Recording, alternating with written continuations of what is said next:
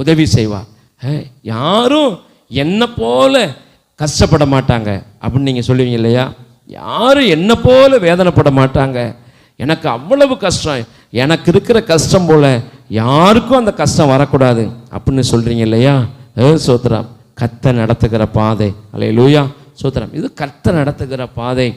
அந்த முடிவில் ஒரு மகிமையை நீங்கள் பார்ப்பீங்க.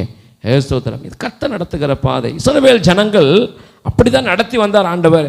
யாரும் கடக்காத பாதை, யாரும் குடியிருக்காத தேசமுமான வனாந்தரத்தின் வழியே நான் நடத்தி வந்தேன் அப்படின்னு சொல்கிறார்.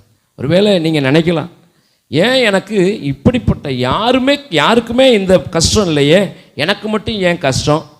யாரும் அனுபவிக்காத இந்த கஷ்டத்தை நான் மட்டும் ஏன் அனுபவிக்கணும் அப்படின்னா, உங்களை ஆண்டவர் ஸ்பெஷலாக பார்த்தார்.